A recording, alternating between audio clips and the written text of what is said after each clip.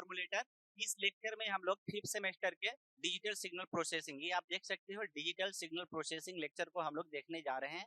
इसके बारे में हम लोग स्टडी करने वाले हैं। ये आपके 5th सेमेस्टर में, ये 5th सेमेस्टर में आने वाला है ना, जो सब्जेक्ट है डबली में भी आएगा। ये तो हमारे पास इलेक्ट्रिकल, इलेक्ट्रॉनिक्स, बहुत सारे सेमेस्टर वाइज बहुत सारे आपके जो सब्जेक्ट हैं उस पे ये आता है ना सेमेस्टर को। लेकिन ये डबल ई के लिए भी है, ईसीई के लिए भी है और ट्रिपल ई के लिए भी है, ये सबके लिए होता है। तो ये 5th सेमेस्टर का हमारे पास जो अभी जो सिग्नल जो है हमारे पास है, ये 5th semester electronics and communication engineering का ये सिलेबस हम डिस्कस कर रहे हैं, जो कि बहुत ही इंपॉर्टेंट है एक कम्युनिकेशन इंजीनियर के लिए। ठीक है, तो बच्चे ये इतना ज्यादा इंपॉर्टेंट टॉपिक है कि अगर आप ये बात करोगे, अगर इसको ये पढ़ लेते हो तो इससे गेट में काफी क्वेश्चंस आते हैं यहाँ से, तो गेट की तैयारी तो हो ही जाती है। साथ में एई जेई इस तरह के कॉम्पिटिटिव एग्जामिनेशंस की अगर तैयारी करते हो तो वहां भी यहाँ से लॉट्स ऑफ क्वेश्चंस बनते हैं। तो पहली बात तो ये हो गई और इस बात को हम लोग यहीं पे छोड़ देते हैं। ठीक है, तो इसको पहले तो ये है कि आपको बहुत डिटेल में इस सब्जेक्ट को आप पढ़ाने वाला है। जो भी आपका अगर इस वीडियो लेक्चर को देखते हो और पूरे सब्जेक्ट को बहुत अच्छे शिद्दत के साथ पढ़ते हो तो मैं प्रॉमिस कर रहा हूँ कि आपको गेट के लिए भी तैयारी करने की जरूरत नहीं पड़ेगी। और जो आपका सेमेस्टर एग्जामिनेशन, सेमेस्टर में जो मार्क्स होगा बहुत अच्छा आएगा, 80% 90% अब आ सकता है अगर आप अच्छे से पढ़ते हो तो। प्रीवियस ईयर के हमारे स्टूडेंट्स जो हैं वो ऑलरेडी इस कोर्स को लिए हुए हैं और उनके आप अपने कॉलेज, ऐसा कोई बिहार में कोई ऐसा कॉलेज नहीं है जहाँ के स्टूडेंट्स इस कोर्स को नहीं लिए हैं और उन्होंने अच्छा बेहतर परफॉर्म नहीं किया हुआ है। तो ये तो बात ये है, आप लोग काफी अच्छे बच्चे हो, बिहार के बच्चे काफी अच्छे हते भी हैं, तो कोई उसके कोई टेंशन है नहीं। तो बिफोर स्टार्टिंग द सब्जेक्ट, इस सब्जेक्ट को स्टार्ट करने से पहले first of all I would like to welcome all of the learners on formulator. I am LK Pathak, ex IAS, and हम 10 इयर्स के टीचिंग एक्सपीरियंस के साथ, अपने 10 साल के अनुभवों के साथ हम आपके साथ बहुत ही इस सब्जेक्ट को लेकर के आया हूं और अपने जितने भी हमारे अनुभव है वो सारा का सारा during the subject, during the completion of syllabus, मतलब कि जैसे जैसे मैं पढ़ाता जाऊंगा हमारे अनुभव भी हम आपके साथ शेयर करता रहूंगा। आई होप आपको ये पूरे रिकॉर्डेड सेशन आपको बहुत ही एंजॉय करोगे और अपने लर्निंग को, अपने ज्ञान की क्षमता को बढ़ाओगे। तो मैं बहुत ज्यादा आपके टाइम वेस्ट नहीं करना चाह रहा हूँ यहाँ पे, इस पॉइंट पे हम लोग पहुंचना चाह रहे हैं कहाँ पे, तो अपने सब्जेक्ट पे। ठीक है, अपने सब्जेक्ट पे चलते हैं। तो पहले तो मैं कुछ स्टार्ट करने से पहले आप सारे बच्चों को एक चीज बताना चाहता हूँ कि बच्चे ये देख सकते हो यहाँ पे, ये फॉर्मुलेटर ऐप है हमारा, और इस फॉर्मुलेटर ऐप पे आप ये देख सकते हो जो लेजर लाइट हम डाल रहे हैं। तो यहाँ से आप तो ये पहले तो इस सेमेस्टर के लिए तो हम साथ में आपके हैं, लेकिन आपके लिए हम कंपटीशन के लिए भी हैं। चाहे आप कोई भी कॉम्पिटिटिव एग्जामिनेशंस की तैयारी कर रहे हो मेरे प्यारे बच्चे, चाहे आप गेट की तैयारी कर रहे हो, सेमेस्टर की एग्जाम देख के तैयारी आप तैयारी कर रहे हो, BPSC के लिए आप तैयारी कर रहे हो, है ना। तो BPSC AE के लिए तो हमारा एक स्पेशल बैच शुरू हो गया जो 17 फेब से शुरू हो रहा है ना। तो चलो ठीक है, ये तो आपके लिए है, आप अपने दोस्तों में चारों तरफ आप शेयर करना, कोई बात नहीं। यहाँ पे आपको मिलने वाला क्या है, यहाँ पे आपको इंडिविजुअल सब्जेक्ट्स, जो आप इंडिविजुअल सब्जेक्ट के भी लेक्चर ले सकते हो, कंप्लीट कोर्स भी ले सकते हो, प्रीवियस ईयर भी ले सकते हो, और साथ में कंप्लीशन जो भी है ना, कंपटीशन कोर्सेज भी आप अपना ले सकते हो, जैसा कि गेट, IAS और BPSC AE वगैरह के लिए हम बता रहे हैं। BPSC AE, SSC JE, junior engineering के लिए भी आप ले सकते हैं। ठीक है, तो चलिए कोई बात नहीं, यहाँ से ले सकते हैं बच्चे। कोर्सेज के लिए ना एक बहुत अच्छा हम लोगों ने सिस्टम लॉन्च किया जो कि EMI है ना। फाइनेंशियली अगर आपको कोई भी किसी भी तरह की प्रॉब्लम है तो आप EMI ऑप्शन भी अडॉप्ट कर सकते हो। चलिए ठीक है बच्चे, तो यहाँ तक इन सारी बातों को हो गई। और सबसे इंपॉर्टेंट बात हम लोग चलते हैं आप अपने सब्जेक्ट पे, जो कि है हमारा डिजिटल सिग्नल प्रोसेसिंग, है ना। ये डिजिटल सिग्नल प्रोसेसिंग, ये डिजिटल कैसे वर्ड आया है भाई, तो डिजिट है ना, ये डिजिटल वर्ड कैसे आया है, तो देखो डिजिटल वर्ड जो आया है ना, वो डिजिट प्लस ऑल, इससे मिलकर बनाया हुआ है कुछ डिजिटल। ये वर्ड जो हमारा बना है इससे बना हुआ है। मतलब कि सारे डिजिट्स को ले करके जो हम कॉम्बिनेशन बनाने वाले हैं उसको हम लोग डिजिटल बोलते हैं। अब बहुत सारे बच्चों को डिजिट्स और नंबर में डिफरेंस ही नहीं पता होता, तो मैं आपको बता दूं कि डिजिट्स और नंबर में बहुत ज्यादा डिफरेंस होता है। डिजिट का मतलब होता है कि दो अगर डिजिट्स को आप अगर 1 और 2 दो कंसेक्यूटिव डिजिट्स को अगर आपने चूज कर लिया है तो उसके बीच में कोई नंबर कोई दूसरा डिजिट्स नहीं हो सकता, एक वैकेंट स्पेस होता है। डिजिट्स हमारे सैंपलिंग से बनता है, मतलब काउंटिंग से बनता है ना। और नंबर्स क्या है कि नंबर्स के बीच में एक नंबर्स हमारा एक एनालॉग वैल्यू होता है कि दो डिफरेंट नंबर के बीच में बहुत सारे इनफाइनाइट नंबर्स रियल नंबर हमारे एग्जिस्ट कर सकते हैं, ठीक है। तो यहाँ पे हम डिजिट्स करते हैं, कैसे डिजिटलाइजेशन किया जाता है। आप अपने डिजिटल इलेक्ट्रॉनिक्स के कोर्स में जब डिजिटल इलेक्ट्रॉनिक्स पढ़ोगे वहां पे नंबर सिस्टम पढ़ाया जाता है और साथ में वहां पे एनालॉग टू डिजिटल कन्वर्टर पढ़ाया जाता है, तो वहां पे इन सारी चीजें के बारे में डिटेल्स में बातें होती है। लेकिन यहाँ भी बातें होगी, ऐसा नहीं है। जब सैम्पलिंग प्रोसेस हम लेते हैं तो वहां भी इस सारे को बातें करते हैं हम लोग। अब ये डिजिटल सिग्नल प्रोसेसिंग है जिसमें कि डिजिटल सिग्नल की कैसे प्रोसेसिंग की जाती है। प्रोसेसिंग मतलब उसकी हैंडलिंग से है कि कैसे हैंडल किया जा सकता है, कैसे उसको रख रखाव किया जा सकता है, कैसे उसको एक जगह से तक ट्रांसमिट किया जा सकता है। इसका अभिप्राय इस डिजिटल सिग्नल प्रोसेसिंग का मतलब ये है। अब सबसे बड़ी यहाँ पे जो ब्लॉक डायग्राम हमारे पास आपके स्क्रीन पे जो दिख रहा है ये डिजिटल सिस्टम के लिए है। इसका मैं इस ब्लॉक डायग्राम को समझाने से पहले मैं कुछ चीजें आपको ये बताना चाहता हूँ, उसको ध्यान पूर्वक आप लोग सुनना इस लेक्चर को, क्योंकि जब तक से इंट्रोडक्शन नहीं सुनोगे ना आपको सब्जेक्ट के ओवरव्यू नहीं मिलेगा। तो मेरे प्यारे बच्चे इस बात को ध्यान से समझना है। और क्या समझना है आपको इसके बारे में कि हमारे पास जितने भी नेचुरल सिग्नल्स होते हैं, जितने भी हमारे नेचुरल सिग्नल्स हैं, they are analogue in nature. जो जैसे कि हम कहीं से आवाज पैदा करते हैं, एक मेटल के थीन सीट पे अगर हम किसी हैमरिंग करें से मारे तो एक टन से आवाज आती है, वो एक एनालॉग सिग्नल है। हम लोग पानी में पत्थर फेंकते हैं, वहां से एक एनालॉग सिग्नल आता है। हम लोग हमारे घरों में जितने भी हम म्यूजिकल इंस्ट्रूमेंट है, ढोलक है, तबला है, उसमें हम अपने जो भी हम वाइब्रेशन करके पैदा करते हैं, they are the analogue signal. ये सारे के सारे हमारे एनालॉग सिग्नल होते हैं।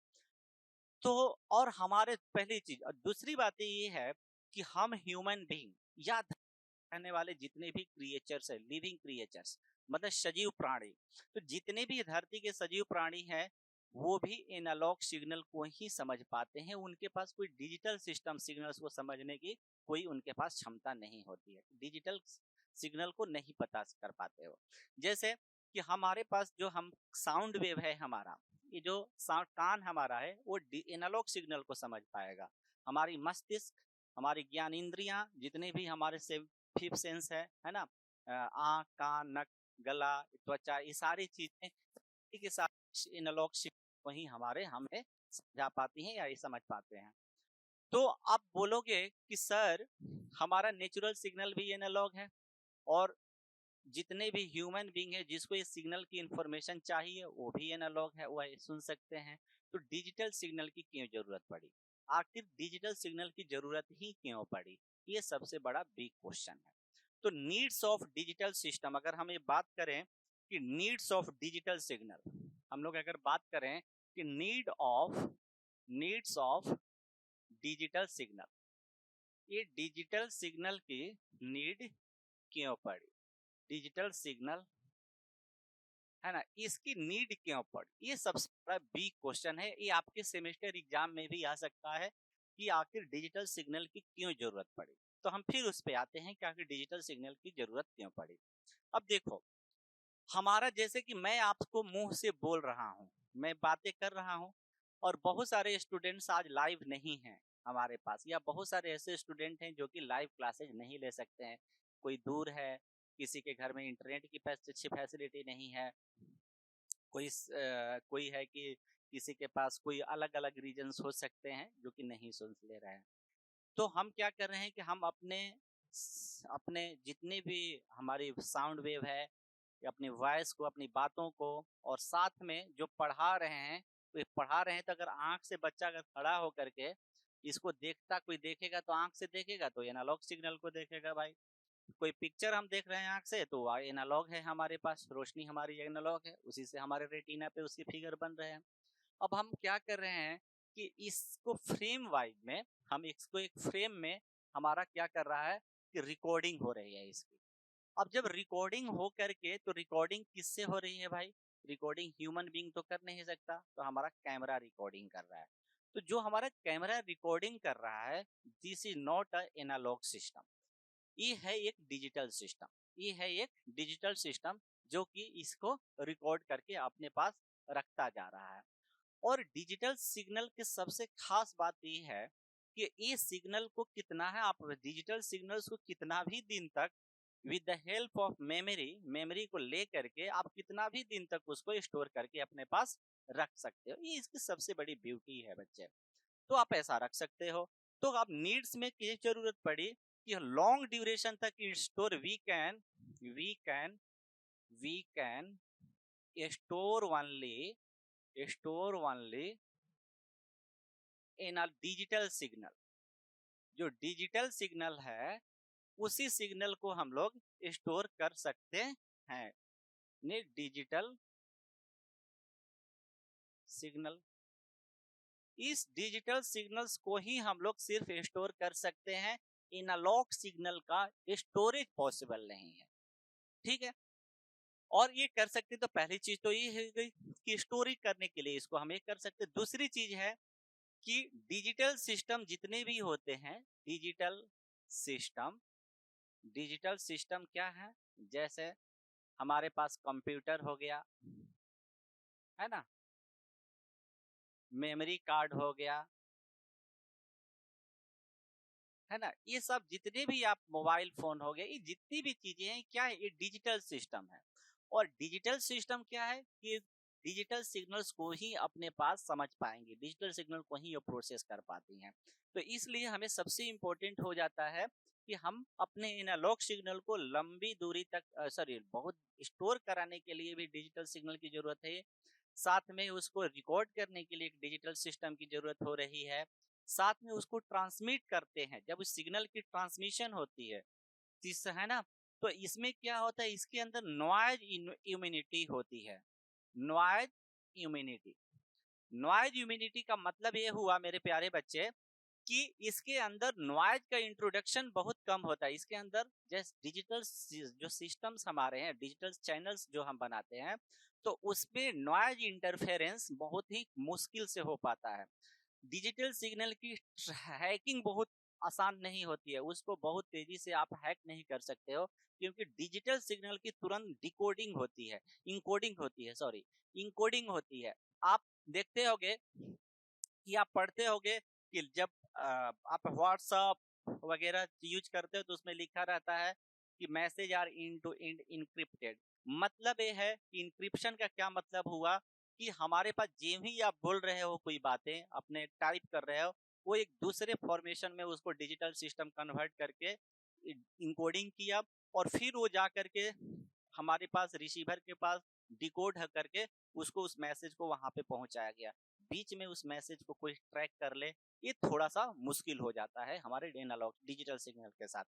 तो ये एक फायदा है कि सबसे बड़ी इंपॉर्टेंट ये बातें हैं जो यहाँ पे हमने सिस्टम बनाया हुआ है कि जो प्रोसेसर होते हैं, प्रोसेसर का मतलब है डिजिटल प्रोसेसर, तो यहाँ प्रोसेसर से मतलब है डिजिटल प्रोसेसर से। तो जितने भी डिजिटल प्रोसेसर है, they can take only digital signal, ये डिजिटल सिग्नल को अपने पास ले सकते हैं, है ना,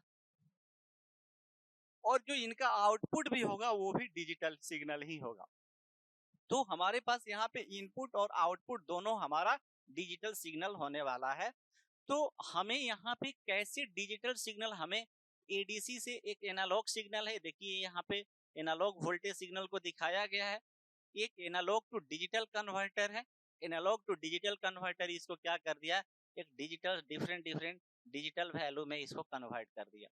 अब देखो यहाँ पे क्या था कि अगर दो पॉइंट को हम यहाँ से ले और यहाँ पे ले, तो हर एक पॉइंट पे सिग्नल हमारा यहाँ पे अवेलेबल है। किसी भी दो पॉइंट की बात करते हैं तो ऐसा कोई जगह नहीं है जहां की ये अपने वैल्यू को नहीं दे रहा है। लेकिन जब भी ये डिजिटल सिग्नल में बना तो या तो ये सिग्नल है या तो ये सिग्नल है, ये दोनों के बीच में अब कोई भी हमारा वैल्यू नहीं है।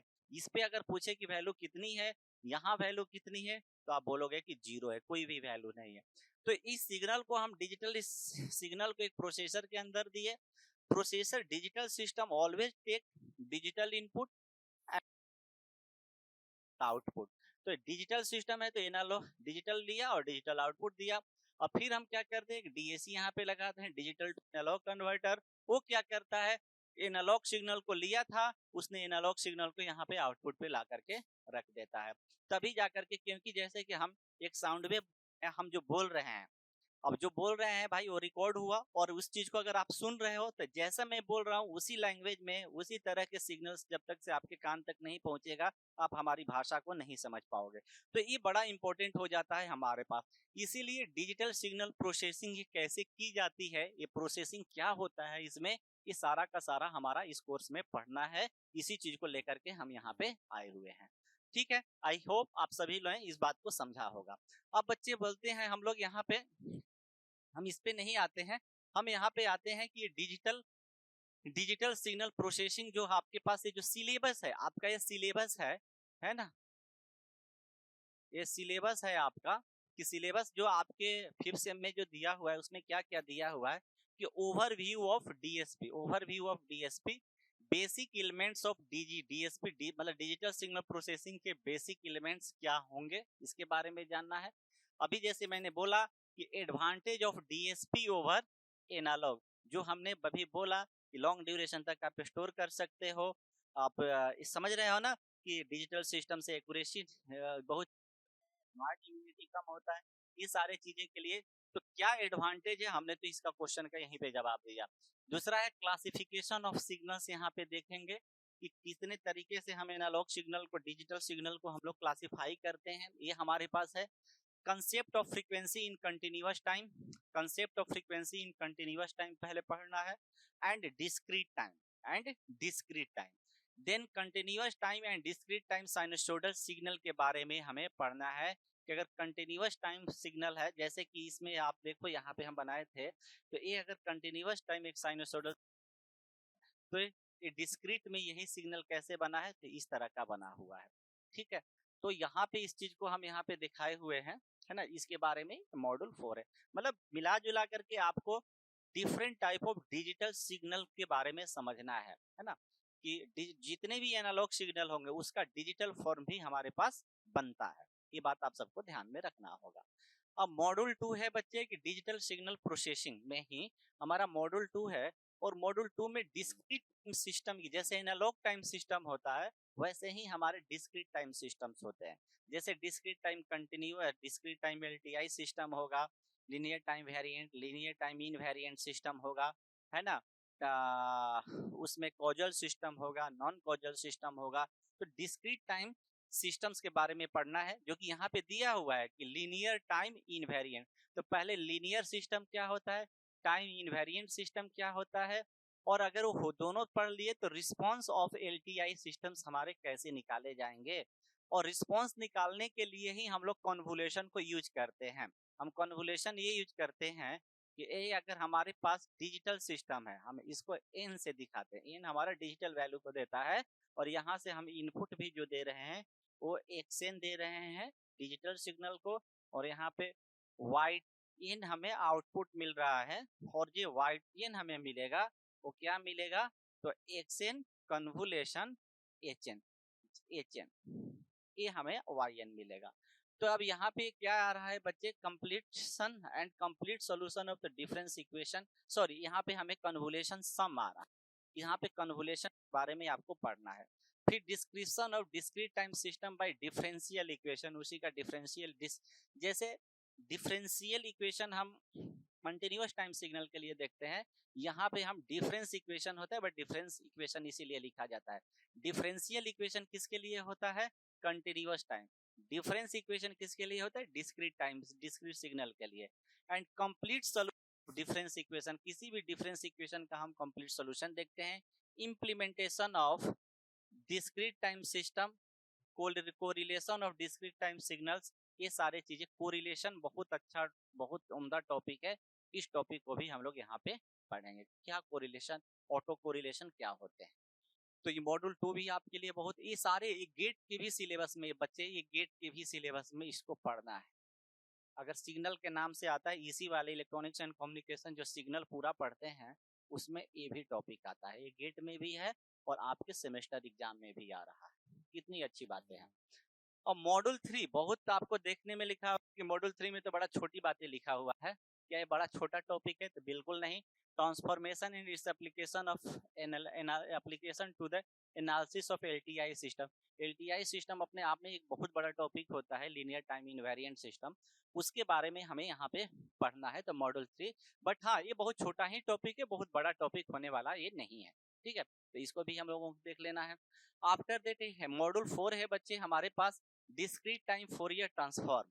और देखो जैसे हमारे पास कंटिन्यूअस टाइम सिग्नल के लिए हम लोग फोरियर ट्रांसफॉर्मेशन पढ़ते हैं, वैसे ही डिस्क्रीट टाइम सिग्नल्स के लिए भी हमें फोरियर ट्रांसफॉर्मेशन पढ़ना होता है। तो यहाँ पे डिस्क्रीट टाइम सिग्नल का हम लोग फोरियर ट्रांसफॉर्म पढ़ेंगे और साथ में इसका प्रॉपर्टी ऑफ डीटीएफटी, मतलब प्रॉपर्टी हमारा क्या है डिस्क्रीट टाइम फोरियर ट्रांसफॉर्म का, ये प्रॉपर्टी।